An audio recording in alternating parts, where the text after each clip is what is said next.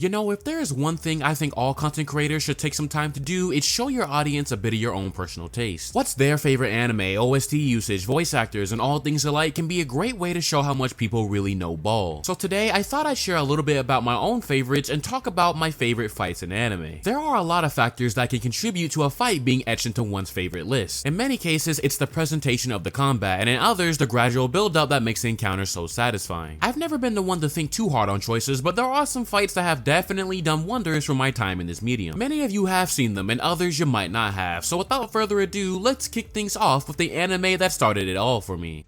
You dare talk about peace and justice! Naruto is the first anime that I ever truly watched as a kid. From starting on Toonami and rewatching many old episodes on Netflix and the rest through Crunchyroll, the ninja world has played a huge part in my love of this medium. There are a lot of fights that have really shined in the series, from Rock Lee vs Gaara to Kakashi vs Obito, and of course the grand final Valley Showdown. However, Naruto vs Pain is a legendary fight for a multitude of reasons, mainly rooted with its presentation. What started out as a battle of two ninja quickly escalated to a battle against a beast, with Naruto's rage taking over, accelerating the Nine Tails manifestation with an absolutely chaotic battle to follow. For the last time of the series, Naruto would lose control of his rage to the point where he borderline unleashed Kurama onto the world, and the one who was front and center of it all was Pain himself. If there is one thing I do appreciate especially, it's Studio Pierrot taking advantage of the situation with their animation. All the showcases of speed throughout the fight took the animation to an unprecedented level, and the QB form had all sorts of cool moments to come from it. From the clones etching out of it like a mutating blob, or just the intense speed of movement on the water, the fight was absolutely chaotic, and it played a huge part in my childhood. Back in the day, you saw all types of AMVs on it, and for the ones who saw the one with the Linkin Park song, you know what I'm talking about. As somebody who also grew up playing the Ninja Storm series, just seeing how much higher and chaotic the fight was elevated had me out of my seat. Of course, the cherry on top for this fight was seeing Minato's appearance from beyond the grave. This fight was one that I'm sure many people clowned on for its change in animation, but for me, it was a staple that will forever be etched as one of my favorite fights.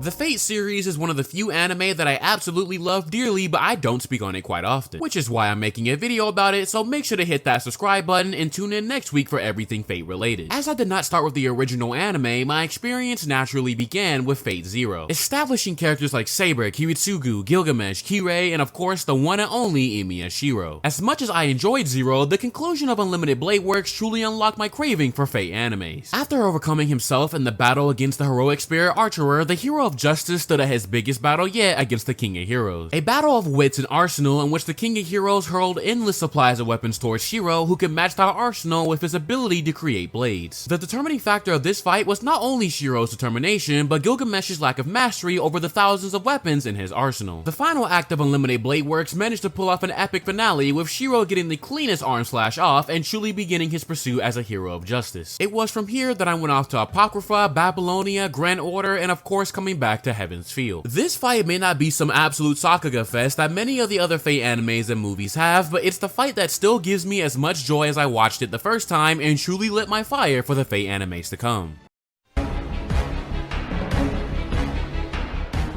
You all most likely knew that this was coming. While Round 8 is a chaotic fight with multiple teams involved, there is a huge amount of stakes riding on the victor. Tamakoma 2, Nanomiya, Ikoma, and Yuba Squad faced off in one of the biggest matches that would conclude the Rank War saga. A huge contribution to this fight was of course animator Akihiro Ota, providing some of the most epic and jaw-dropping cuts to really make this match feel like you're watching a sci-fi esports live. From the one-on-ones to the team engagements and kills, the fight was everything a World Trigger fan could have asked for given its importance, and my level of appreciation for those who worked on season 3 will forever be eternal. The climax portion of this fight came down to the fated Tamakoma vs Nanomiya squad rematch, with Kuga and Mikumo doing rotations around Nanomiya searching for that opening, and Chika taking the game-winning shot that signified a huge step forward for her character. This was an extremely hard-fought match. The result, Tamakoma's victory with Mikumo's most brilliant outplay yet, and a sequence by Yuya Takashi with Kuga getting that payback. This fight was definitely going to make it onto my favorites list no matter what because for how long I waited. World Trigger is truly a special series to me, and I can only hope that Ashihara and his staff will stay strong enough for the long term to complete this story to the end. In the meantime, I'll be replaying that fight in my head, and I can't imagine the battles to come.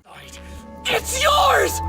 Your quirk, not his! My Hero Academia has never been known to have these crazy brawl fights, but instead, the weight and emotional meaning behind them is what has etched the battles in the series as some of anime's best. From All Might vs All for One to Deku vs Class 1A, the level of emotion has gotten people so invested in a bigger picture when looking at the narrative of the story. The Todoroki family plotline being one of the most significant plots in MHA, but even that had a starting point. Deku vs Todoroki was the fight that truly got people's attention for MHA. Alongside being in a tournament arc, the fight of Deku and Todoroki served as a starting line for the boy burned by his own father's ambitions. Deku toggling in on that sadness and anger and going beyond with his own quirk while fighting his opponent, running on sheer will and determination with broken bones to wake up his classmate who was holding himself back. His famous line of "It's yours, your quirk, not his" being the final wake-up call for Todoroki to let the flames rip. In one of the most epic and out-of-your-seat climaxes for a tournament arc that the anime community has had in years, animated by the legend Nakamura himself, I think the sequence speaks for itself when I say that it was out of this world hype. Deku flying in, Todoroki generating his flash fire heat wave, and a match that got to the critical point that intervention by the pros had to follow up just in the nick of time easily made it into one of my favorite fights ever. While Deku lost the battle, he won the war with Todoroki kicking off his starting line with half hot and half cold coming into play for the rest of the series. My Hero Academia has had many instances where the bar for its fights have been raised time and time again, but this is truly the fight that established that bar, and it will forever be a timeless classic on my list.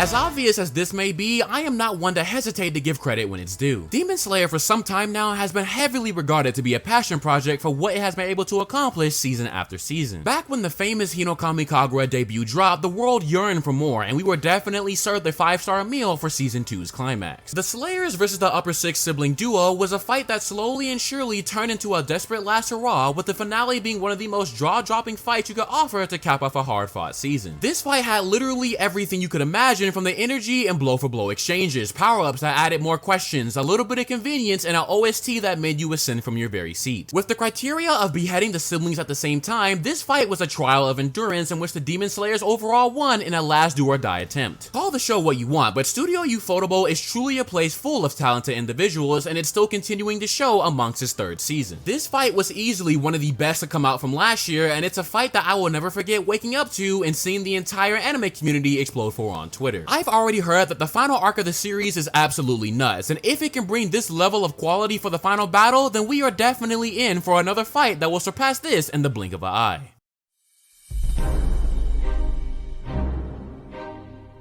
Chinese animation is definitely coming a long way when looking at series like Link Click and Scissor 7. Scissor 7 is an absolute gem that nobody talks about because unfortunately not all Chinese animation makes heavy promotion out to the West. However, with a story that seemingly started out goofy, slowly turning into a story with so much depth and characters being connected in this journey for Seven to reclaim its memories, this is easily one of the best anime I've watched. Everyone vs Red Tooth was the epic finale of season 2, which took a combination of everyone's fighting styles and power-ups to take down one of the most dangerous assassins in the land. With Seven still struggling to remember who he was and the past imbued within the sword, came an epic rematch from long ages ago. As a form of recommendation for you all, if you have not checked out Scissor 7, please do yourself a favor and most importantly, be patient because I promise you it's worth it. With that brings my list to an end for my favorite fights in anime. Of course, with this year having many fights to come, especially in the summer anime season, this list is sure to grow and I cannot wait for what's to come. That's pretty much it for me though. As always, thank you for watching and make sure to comment your favorite fights in anime in the comment section down below. Stay safe out there and I will catch you guys in the next video.